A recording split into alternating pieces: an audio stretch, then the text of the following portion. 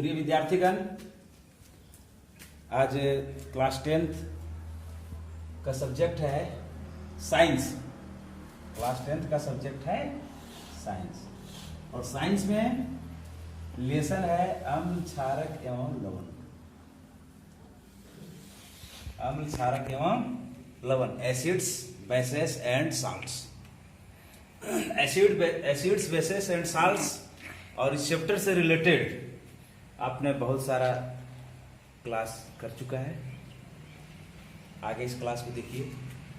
आज जो क्लास आपका हो रहा है, ये भी जो पॉइंट्स हैं काफ़ी इम्पोर्टेंट हैं। एग्जामिनेशन में क्वेश्चन इसके डिजाइन किए जाते हैं, इससे रिलेटेड क्वेश्चंस।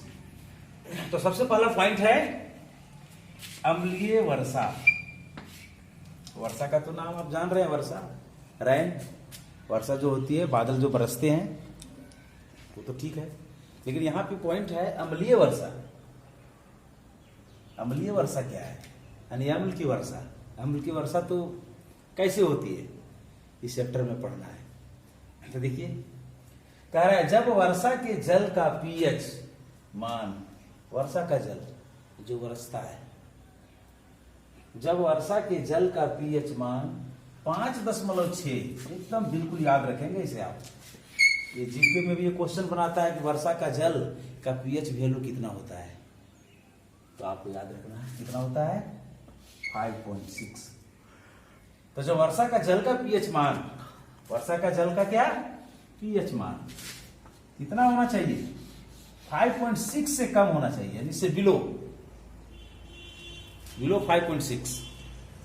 इससे जब कम होता है, कम हो जाता है, तो वह अम्लीय वर्षा कहलाती है। आसमान से जो बरसते हैं वर्षा के बूंदों, या रात्रि में भी आप देखते हैं, रात्रि में जो शीत की वर्षा होती है सूक्ष्म मात्रा में,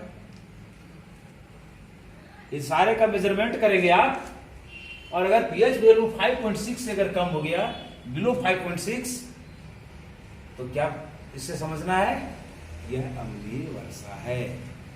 और इसके काफी दुष्प्रभाव भी हैं हमारे दैनिक जीवन में, या जो जीव हैं इस संसार में, जो जीव हैं काफी से इफेक्टेड होते हैं, किससे, अम्लीय वर्षा से। इसलिए क्वेश्चन भी काफी इंपॉर्टेंट है आपके लिए, ध्यान में रखेंगे आप। पीएच वैल्यू कितना होना चाहिए, 5.6 से कम। चलिए दूसरा क्वेश्चन देखते हैं। एंटासिड, एंटीएसिड, प्रति अम्ल जिसको कहते हैं, तरह से कह सकते हैं। क्या है ये एंटीएसिड? तो कह रहा है यह दुर्बल क्षारक है, प्रबल नहीं। दुर्बल और प्रबल तो आप समझ चुके होंगे। दुर्बल और प्रबल क्या होगा? दुर्बल किसे कहेंगे? 7 से जो नजदीक है, 8 हो सकता है, 9 हो सकता है, 10 हो सकता है, लेकिन जो 14 से नजदीक है, जैसे 12 हो गया, 13 हो गया, 11 हो गया, तो उसे हम दुर्बल क्षारक नहीं कहेंगे, वो प्रबल क्षारक हो गए, क्योंकि उसमें हाइड्रोक्साइड OH- आयन की सांद्रता अधिक होती है। तो दुर्बल क्षारक जिसका पीएच वैल्यू 7 के समीप है, 8 हो, 9 हो, 10 हो, कुछ भी। जैसे एक एग्जांपल दिया हुआ है, क्या, मैग्नीशियम हाइड्रोक्साइड, जिसे हम मिल्क ऑफ मैग्नीशिया कहते हैं।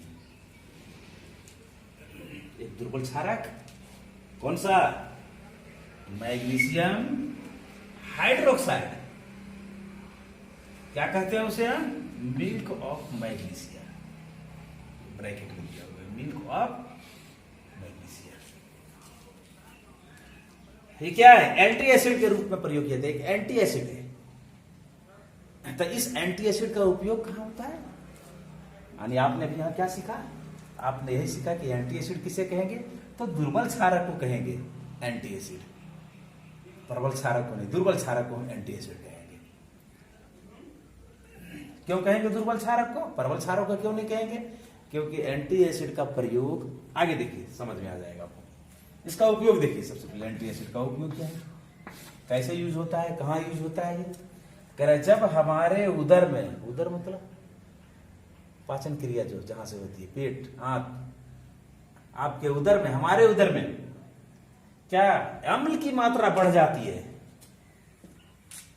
अम्ल की मात्रा बढ़ गई, एसिड इंक्रीज हो गया ज्यादा, जितना एसिड उसमें स्राव होना चाहिए था उससे ज्यादा एसिड स्राव हो जा रहा है। तो उसे उदासीन करने के लिए निश्चित रूप से जब आपके आंत में जितना एसिड बढ़ना चाहिए, किस लिए एसिड बढ़ने का क्या कारण है? भोजन को पचाना, इसका फंक्शन है भोजन को पचाना। क्वेश्चन भी कभी कभी पूछता है क्या हमारे आंत में एसिड है? कौन सा एसिड है जानते हैं? बहुत खतरनाक HCl भी हमारे शरीर के अंदर है, जो उत्पन्न होता है भोजन को पचाता है। पाचन क्रिया में उसकी भी आवश्यकता है, और बिना एसिड का हमारे शरीर जो भोजन हम जो खाते हैं हमारे उदर में उसकी पाचन की क्रिया संभव नहीं है।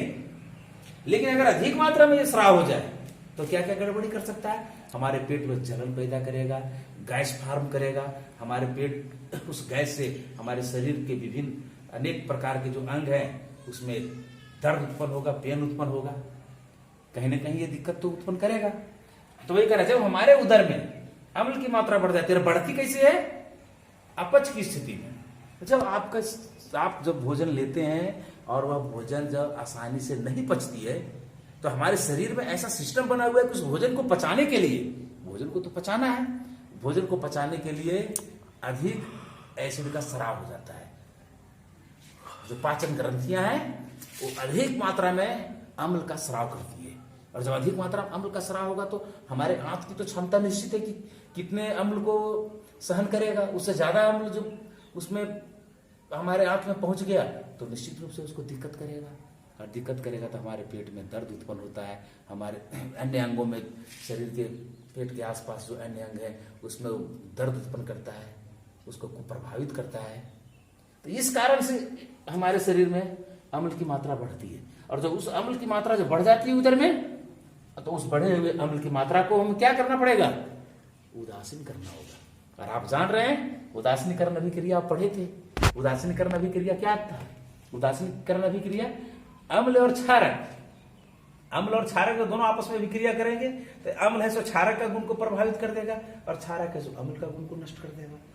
अब अम्ल है सो क्षारक का गुण नष्ट कर देगा और क्षारक अम्ल का गुण नष्ट कर देगा, और क्या हो जाएंगे? दोनों उदासीन बन जाएंगे। तो हमारे शरीर में अम्ल की मात्रा बढ़ गई, और मिल्क ऑफ मैग्नीशिया जैसे हम दुर्बल क्षारक का ग्रहण कर लेते हैं तो हमारे उदर में जाकर के, और जो एसिडिटी बढ़ी है, जो अम्ल की मात्रा बढ़ी है, अम्लता जो अधिक हो गई है, उसे वो उदासीन कर देता है, और उदासीन करने के बाद हम फिर अच्छा महसूस करते हैं। तो ये हो गया। कह रहा है के लिए एंटी एसिड का प्रयोग करते हैं। इसके लिए एंटी एसिड का प्रयोग करते हैं। किस लिए करेंगे? जो हमारे उदर में अम्ल की मात्रा बढ़ जाती है। क्यों बढ़ती है इस बात को भी आप समझ गए। जब हम ज्यादा भोजन खा लेते हैं या ऐसा भोजन खा लेते हैं जो पच नहीं रहा है आसानी से, तो उसको पचाने के लिए ज्यादा अम्ल का स्राव किया जाता है पाचन ग्रंथियां से, जिसके कारण हमारे उदर में अम्ल की मात्रा बढ़ जाती है। और उसको न्यूट्रल करने के लिए, उसको उदासीन करने के लिए एंटी एसिड का प्रयोग हम करते हैं। और अब देखेंगे दंत क्षय। दंत क्षय क्या है?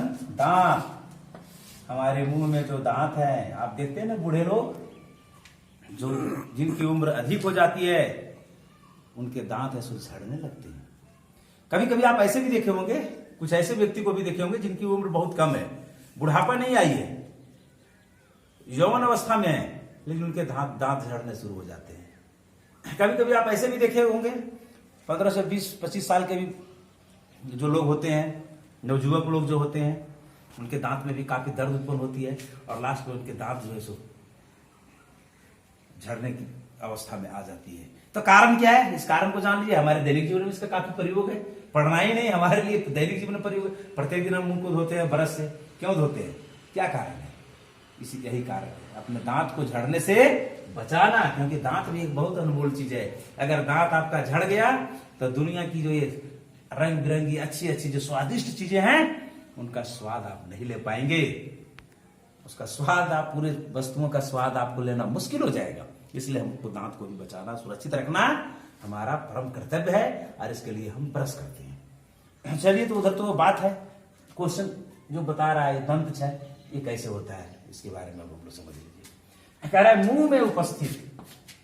मुंह में उपस्थित, हमारे मुंह में जो उपस्थित है क्या, बैक्टीरिया। बैक्टीरिया तो हर जगह है, हर जगह बैक्टीरिया है। लेकिन बैक्टीरिया भी दो तरह के होते हैं, यूजफुल और यूजलेस, उपयोगी और अनुपयोगी। तो हमारे मुंह में जो बैक्टीरिया है, कह रहा भोजन के पश्चात, जब भोजन हम लोग खाते हैं तो भोजन के पश्चात मुंह में, हमारे मुंह में अवशिष्ट शर्करा, कुछ ना कुछ भोजन का टुकड़ा कहीं दांत में फंस जाता है, या दो दांत के बीच में जो खाली जगह होते हैं वहां पे अटक जाता है। कह रहा अवशिष्ट शर्करा, उसको अवशिष्ट ही मानना है, क्योंकि वो तो अंदर नहीं गया। हम तो भोजन लिए थे उधर में जाने के लिए, लेकिन वहां नहीं गया, तो ये हमारे भोजन का अवशिष्ट पदार्थ हो गया, बेकार चीज हो गया है। एवं खाद्य पदार्थों का निम्नीकरण, वो जो रुक गया उसका निम्नीकरण होना शुरू हो जाता है। आपके मुंह के दांतों में जो भोजन के टुकड़े, भोजन के जो छोटे छोटे कण हैं, वो फंस गए, अटक गए, तो क्या होता है, उस शर्करा एवं खाद्य पदार्थ का निम्नीकरण करके अम्ल उत्पन्न करते हैं। कौन कौन निम्नीकरण करता है, ये बैक्टीरिया। किसका, कहां निम्नीकरण करता है, हमारे मुंह में निम्नीकरण करता है। किससे, तो ये भोजन, भोजन जो खाए, जिसमें जो शर्करा था, जो खाद्य पदार्थ था, उससे। यानी हमारे मुंह में जो बैक्टीरिया है, भोजन खाने के पश्चात हमारे मुंह में जो शर्करा या खाद्य पदार्थ कहीं फंस जाते हैं, उसके साथ क्रिया करके और निम्नीकरण कर देता है। उसको करके क्या करता है वो, और क्या उत्पन्न करता है, यम्ल उत्पन्न करता है। कहां पे, हमारे मुंह में यम्ल, एसिड उत्पन्न करता है। कौन, बैक्टीरिया करता है उत्पन्न। जिसका पीएच मान उत्पन्न करता है, जिसका पीएच मान, जो अम्ल उत्पन्न किया गया मुंह में आपके, उसका पीएच मान कह रहा है अगर 5.5, यहां पे ध्यान रखेंगे आप, कितना, 5.5, इसका पीएच मान आपके मुंह, जो अम्ल उत्पन्न किया जा रहा है, किसके द्वारा, बैक्टीरिया के द्वारा। किससे, जो भोजन जो आपके दांत में फंस गए, शर्करा, खाद्य शर्करा है उसमें भोजन में, उससे उसको निम्नीकरण करके और एसिड उत्पन्न कर दे रहा है, अम्ल उत्पन्न कर दे रहा है। उस अम्ल का मान, उस अम्ल का अगर पीएच मान 5.5 से कम हो गया, 5.5 तक है, तब तक तो ठीक, आप सुरक्षित हैं, आपके दांत के ऊपर उतना बुरा प्रभाव नहीं पड़ेगा। लेकिन अगर 5.5 से अगर आपके मुंह में एसिड की मात्रा अगर कम हो गई, वो जो एसिड उत्पन्न हुआ, उसका पीएच मान अगर कम हो गया, तो दंत क्षय प्रारंभ हो जाता है, दांत झड़ना शुरू हो जाता है। कैसे झड़ेगा दांत, जब आपके मुंह में पीएच का मान कितना हो जाएगा, 5.5। किसका पीएच मान, अम्ल का। वो अम्ल कहां से आया, जो आपके दांत में शर्करा और खाद्य जो अटक गए, कैसे हुआ, तो बैक्टीरिया जो है, वो बैक्टीरिया ने उसको निम्नीकरण कर करके अम्ल उत्पन्न कर दिया। और उस अम्ल का पीएच मान अगर 5.5 से कम हो गया, तो आपके दांत झड़ना शुरू हो जाएंगे, दंत क्षय प्रारंभ हो जाता है। इससे बचने के लिए, दंत क्षय तो शुरू हो जाएगा, तब आप क्या करेंगे, कह रहा इससे बचने के लिए क्षारकीय दंतमंजन का उपयोग करना चाहिए। अम्लीय दंतमंजन का नहीं, दंतमंजन तो ऐसे क्षारकीय ही होते हैं लगभग, लेकिन जिसमें अच्छा ज्यादा मात्रा क्षारकीय, ताकि वो आपके मुंह में जो एसिड है उसको न्यूट्रल कर दे। यहां भी वही क्या है, न्यूट्रलाइजेशन, न्यूट्रलाइजेशन रिएक्शन यहां भी होगा। कैसे होगा, क्योंकि आपके मुंह में ऐसा क्या एसिड है, और आप उसको क्षारीय दंतमंजन से दांत को साफ करेंगे, तो एसिड तो पहले से था मुंह में, और मंजन है सो क्षारीय है, तो एसिड और बेस यानी अम्ल और क्षार दोनों मिलकर के क्या हो जाएगा, उदासीन हो जाएगा, न्यूट्रल हो जाएगा। और जब न्यूट्रल हो जाएगा तो उदासीन हो जाएगा, तो आपके मुंह में जो दांत हैं वो झड़ेंगे नहीं, संरक्षित रहेंगे, सुरक्षित रहेंगे। तो ये काम हमको करना चाहिए। प्राय लोग देखते होंगे, जब दांत में किसी तरह का दिक्कत जब उत्पन्न होता है, तो जो डेंटिस्ट के पास, दांत के जो विशेषज्ञ हैं डॉक्टर, उनके पास जो लोग जाते हैं सलाह लेने के लिए, तो क्या आदेश देता है, क्या निर्देश देता है, वह निर्देश देता है कि आप सुबह उठने के बाद अपने मुंह को साफ करें। क्यों साफ करें, क्योंकि रात भर जो एसिड बना है वो समाप्त हो जाएगा, नहीं तो आपके दांत को नुकसान पहुंचाएगा। और खाना खाने के बाद लास्ट में रात्रि में सोने के समय ब्रश करें। हम लोग तो ऐसा करते नहीं है। प्राय लोगों का आदत क्या है? प्राय लोगों का आदत है सुबह मुंह धोना है, उसके बाद मुंह धोने से कोई मतलब नहीं है। नहीं, वैज्ञानिक के अनुसार, अकॉर्डिंग टू द साइंटिस्ट के तर्क के अनुसार, उसके लॉजिक के अनुसार, कि खाना फर्स्ट में आपने ब्रश कर लिया, मॉर्निंग में जब आपने सो के उठा, 12 घंटे पूरा सोया आपने नींद में रात भर, जो भी मुंह में उत्पन्न हुआ था उसको आपने साफ कर दिया। उसके बाद खाना खाने के बाद जो भी कण बचे हुए हैं या दांत में इधर उधर फंस गए हैं वो आपके निकल जाएंगे, साफ हो जाएंगे, आपके दांत है सो सुरक्षित रहेंगे। चलिए आगे देखते हैं। अब है क्रिस्टलन का जल। क्रिस्टलन का जल किसे कहते हैं? तो कह रहा है लवण के एक सूत्र इकाई में, लवण कौन है? चाहे वो क्लोरीन परिवार का हो, चाहे वो सल्फेट परिवार का हो, कोई भी परिवार का हो, या कार्बोनेट परिवार का हो, कोई भी परिवार का लवण हो। कह रहा है लवण के एक सूत्र इकाई में, उसका एक सूत्र इकाई में जल के निश्चित अणुओं की संख्या, निश्चित जल के अणु जो से निश्चित होना चाहिए। ये नहीं कि कभी 2s2 हो गया, कभी 3s2 हो गया, कभी 4s2 हो गया, कभी 5s2 हो गया, तो निश्चित नहीं हुआ जल के अणु। जल के अणु में क्या हो रहा है? डिफरेंस हो रहा है। वैसा नहीं है। यहां पे कह रहा है कि लवण के एक सूत्र इकाई में जल के निश्चित अणु, उसका अणु निश्चित होना चाहिए। कितना H2O हमको लेना है? 1s2O लेना है, 2s2O लेना है, 3s2O, 4s2O, वो तो उस पदार्थ की प्रकृति के ऊपर निर्भर करता है, जिसका आप एग्जाम्पल लेंगे या जिसका उदाहरण लेंगे। कितना H2O उसको चाहिए तब क्या बनेगा, तो उसका निश्चित होना चाहिए H2O। कितना H2O की जरूरत है उसको, अणुओं की संख्या को क्रिस्टलन का जल कहते हैं, जो निश्चित अणु रहेगा किसके, उसके एक सूत्र इकाई में, क्या, जल के निश्चित अणुओं की संख्या कोई हम क्रिस्टलन का जल कहते हैं। जैसे कह रहा है जिप्सम, जिप्सम के बारे में आप पढ़ चुके हैं, जिप्सम और प्लास्टर ऑफ पेरिस पढ़े थे ना, याद होगा आप लोगों को। प्लास्टर ऑफ पेरिस और जिप्सम, क्या डिफरेंस था प्लास्टर ऑफ पेरिस और जिप्सम में? तो प्लास्टर ऑफ पेरिस और जिप्सम में बहुत ज्यादा का अंतर है, केवल जल के अणुओं का अंतर है। जल ही केवल डिफरेंस पैदा कर रहा है दोनों में। यहाँ पे देखिए जिप्सम का कितना हो गया, CaSO4 × 2s2O, और प्लास्टर ऑफ पेरिस में कितना था, CaSO4 × ½ H2O था। तो किसके कारण हो रहा है उसका गुण में परिवर्तन? जल के अणु के कारण परिवर्तन हो रहा है। इसलिए यहाँ पे कहा है कि लवण के एक सूत्र इकाई, दोनों तो लवण ही थे, प्लास्टर ऑफ पेरिस और ये भी, लवण के एक सूत्र इकाई में जल के निश्चित अणुओं की संख्या को क्रिस्टलन का जल कहते हैं। जैसे जिप्सम CaSO4 × 2s2O, जिप्सम का उदाहरण लिया हुआ है। जिप्सम निश्चित है, जिप्सम है तो उसमें जल के कितने अणु रहेंगे? एक सूत्र इकाई है CaSO4, एक सूत्र इकाई। कितने जल के अणु? 2s2 जल के, निश्चित है। 3 यहां नहीं हो सकता है, 1 यहां नहीं हो सकता है। फिर वो जिप्सम के गुण धर्म को खो देगा, बदल देगा, अपने गुण धर्म को बदल लेगा, क्योंकि जल के अणु यहां निश्चित होना चाहिए। यही कह रहा है आप आज जितने भी क्वेश्चन आपने पढ़ा, ये सारे क्वेश्चन इंपॉर्टेंट है। चाहे वो दंत क्षय की बात हो, चाहे क्रिस्टलन का जल हो, चाहे अम्लीय वर्षा हो, चाहे फिर आप जो भी आज आप लोगों को बताया गया, एंटी एसिड बताया गया, एंटी एसिड, ये सारे इंपॉर्टेंट है।